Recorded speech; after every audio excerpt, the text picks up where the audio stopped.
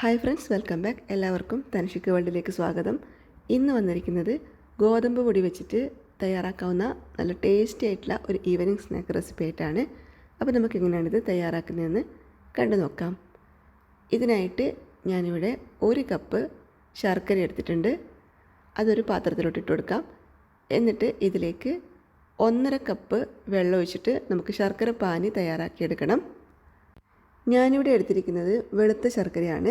നിങ്ങളുടെ കയ്യിലുള്ളത് കറുത്ത ശർക്കരയാണെങ്കിൽ അത് എടുക്കാവുന്നതാണ്. എന്നിട്ട് നമുക്കിതൊന്ന് പാനിയാക്കി എടുക്കാം.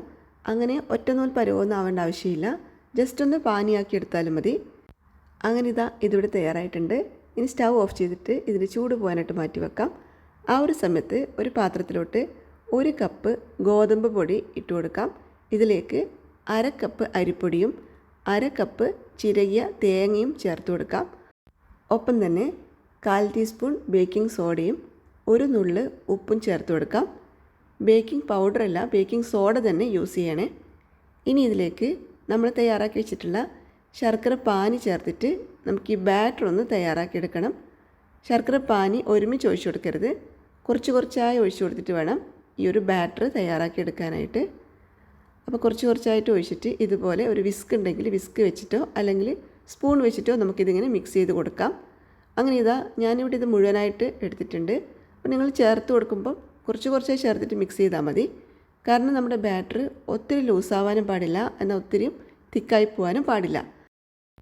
അപ്പോൾ കണ്ടല്ലോ, ഈ ഒരു കൺസിസ്റ്റൻസിയിലാണ് നമുക്ക് ബാറ്റർ വേണ്ടത്. ഇനി നമുക്ക് അപ്പം ചുട്ട് തുടങ്ങാം.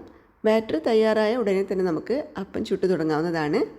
ഇതിനായിട്ട് ഞാനിവിടെ എണ്ണ ചൂടാവാൻ വെച്ചിട്ടുണ്ടായിരുന്നു. എണ്ണ നന്നായിട്ട് ചൂടായതിന് ശേഷം മാത്രം ഇതിലേക്ക് ബാറ്റർ ഒഴിച്ചു കൊടുക്കണം. ഒരു വലിയ തവി മാവ് മുഴുവനായിട്ട് ഞാൻ ഒഴിച്ചു കൊടുക്കുന്നുണ്ട്. ഞാനിവിടെ അത്യാവശ്യം വലുപ്പത്തിലാണ് ഈ ഒരു പലഹാരം തയ്യാറാക്കിയെടുക്കുന്നത്. നിങ്ങൾക്ക് ചെറിയ ചെറിയ പലഹാരം മതി എന്നാണെങ്കിൽ ചെറിയ സ്പൂൺ വെച്ചിട്ട് ഒഴിച്ചു കൊടുത്താൽ മതി. ഇതിപ്പോൾ അത്യാവശ്യം വലിയ നമ്മുടെ നെയ്യപ്പൊക്കെ പോലെ ഉണ്ടാവും. ആ ഒരു വലുപ്പത്തിലാണ് ഞാൻ തയ്യാറാക്കിയെടുക്കുന്നത്. അപ്പോൾ ഇതൊന്ന് പൊങ്ങി വന്നതിന് ശേഷം നമുക്ക് മറിച്ചിട്ട് കൊടുക്കാം. എന്നിട്ട് 2 സൈഡും നല്ലൊരു ലൈറ്റ് ഗോൾഡൻ ബ്രൗൺ കളറാവുന്നത് വരെ ഒന്ന് ഫ്രൈ ചെയ്തെടുക്കണം. അങ്ങനത്തെ കണ്ടല്ലോ, ഈ ഒരു കളറാവുന്നത് വരെ ഒന്ന് ഫ്രൈ ചെയ്തെടുത്താൽ മതി. അങ്ങനെ നമ്മുടെ ആദ്യത്തെ അപ്പം ഇവിടെ തയ്യാറായിട്ടുണ്ട്. ഇതുപോലെ എല്ലാം നമുക്കൊന്ന് ചുട്ടെടുക്കാം. ഈ ഒരു പലഹാരം ഉണ്ടല്ലോ, വളരെ എളുപ്പത്തിൽ നമുക്ക് തയ്യാറാക്കിയെടുക്കാം. നല്ല ടേസ്റ്റുമാണ്. ഇതിങ്ങനെ ഫ്രൈ ആയി വരുന്ന സമയത്ത് വീട് മൊത്തം നല്ലൊരു സ്മെല്ലായിരിക്കും. തേങ്ങയൊക്കെ ചേർക്കുന്നത് കൊണ്ട് തന്നെ നല്ല രുചിയാണ്.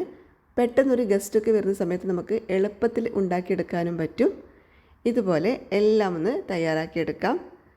അങ്ങനെ ഞാനിവിടെ എല്ലാം ഇതുപോലെ ഫ്രൈ ചെയ്തെടുത്തിട്ടുണ്ട്.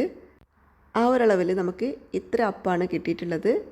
വൈകുന്നേരങ്ങളിൽ ചായയുടെ കൂടെ ഇൻസ്റ്റൻ്റായിട്ട് തയ്യാറാക്കിയെടുക്കാൻ പറ്റുന്ന നല്ലൊരു പലഹാരമാണിത്. എല്ലാവർക്കും ഈ ഒരു കുഞ്ഞു വീഡിയോ ഇഷ്ടപ്പെട്ട് കാണുമെന്ന് വിശ്വസിക്കുന്നു. വീഡിയോ ഇഷ്ടപ്പെട്ടിട്ടുണ്ടെങ്കിൽ നിങ്ങളുടെ ഫ്രണ്ട്സിനും ഫാമിലിക്കൊക്കെ ഒന്ന് ഷെയർ ചെയ്ത് കൊടുക്കണേ.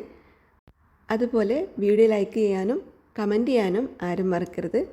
അതുപോലെ ചാനൽ സബ്സ്ക്രൈബ് ചെയ്തിട്ട് കൂടെ കാണുന്ന ബെല്ലൈക്കണിൽ ഓൾ എന്ന ഓപ്ഷൻ എനാബിൾ ചെയ്തിടാനും ആരും മറക്കല്ലേ.